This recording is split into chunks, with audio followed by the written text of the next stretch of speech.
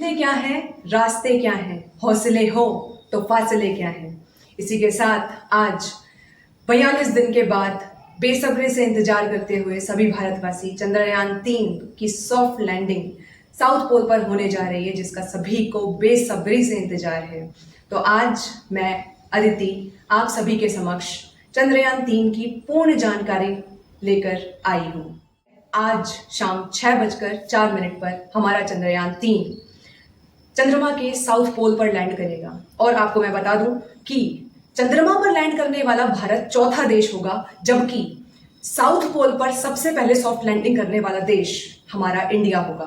5:54 पर lander land होने के लिए बिल्कुल अपनी पोजीशन पर होगा और लैंड होते होते ही लैंडर के रोवर अपने कदम या अपने पहिए चंद्रमा की सतह पर रखेगा। मैं आपको बता दूं कि रोवर चंद्रमा की सतह पर जैसे ही अपने व्हील यानी कि पहियों को उस सतह पर रखेगा तो अशोक चक्र की छाप और इसरो का चिन्ह उसकी सतह पर छोड़ेगा। बात करते हैं चंद्रयान 3 के सफर के बारे में।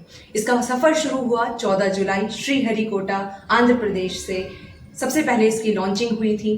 उसके बाद 5 दिन तक इसने पृथ्वी के चक्कर लगाए थे। 5 दिन तक हमारा चंद्रयान 3 केवल पृथ्वी के ऑर्बिट के चारों तरफ चक्कर लगा रहा था। इसके बाद इस कक्षा को चेंज करने की प्रक्रिया यानी कि एक ऑर्बिट से दूसरे ऑर्बिट पे जाने वाली जो प्रक्रिया है, इसको ऑर्बिट मैन्यूवरिंग के नाम से जाना जाता है। आप साइंस में इस टर्म का जो वर्ड है वो आप यही यूज करते हैं। पृथ्वी के ऑर्बिट से चंद्रमा के ऑर्बिट पर जाने की जो प्रक्रिया है उसे ट्रांसल्यूनर इंजेक्शन बोला जाता है। एक चीज और मैं आप सभी को बता दूं कि जो पृथ्वी का चंद्रमा है यानी कि जो natural satellite, the only natural satellite of earth is moon, और इस मून का नाम क्या है, लूना, जिसकी वजह से आपने सुना होगा जितने भी हमारे मिशंस होते हैं उनको ल्यूनर मिशन के नाम से जाना जाता है। इसके बाद अहम तिथि आती है 17 अगस्त 2023। 17 अगस्त 2023 को जुलाई पृथ्वी से अपना ऑर्बिट खत्म करके चंद्रयान 3 लूनर यानी जो हमारा मून है उसकी तरफ बढ़ा। यानी कि 1 अगस्त को चंद्रयान 3 ने अपनी शुरुआत मून के ऑर्बिट की ओर की। यही है कि चंद्रयान 2 हमारा जो कि पूर्णतः असफल नहीं था, किंतु उसकी सॉफ्ट लैंडिंग नहीं हो पाई थी, जिसका ही प्रारूप हमारा चंद्रयान 3 है।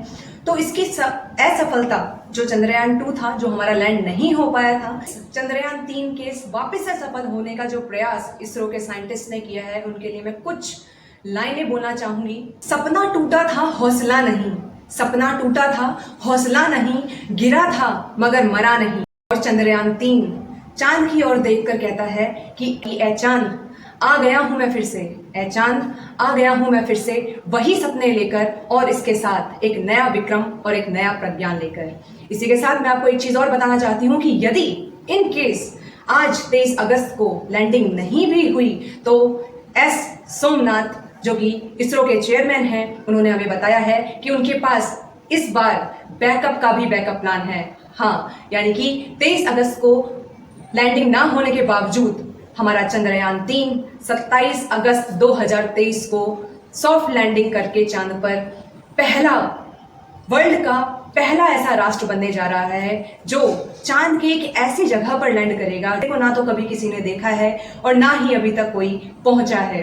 आपको मैं बता दूं कि ये लैंडर और रोवर 14 दिन तक वहां परीक्षण करेंगे। इसका भी एक कारण है, ये 14 दिन क्यों करेंगे, क्योंकि चांद पर 14 दिन तक ही दिन रहेगा। यानी कि जो हमारे लैंडर और रोवर है वो सोलर पैनल के थ्रू काम करेंगे, तो उन्हें धूप की आवश्यकता होगी जो कि 14 दिन तक ही रहेगी, और ये 14 दिन हमारी पृथ्वी के 1 दिन के बराबर होगा। तो वैसे अगर अपन देखें तो ये केवल 1 दिन ही परीक्षण करेंगे, लेकिन चंद्रमा के हिसाब से ये 14 दिन तक परीक्षण करेंगे। इसी के साथ जय हिंद, जय भारत।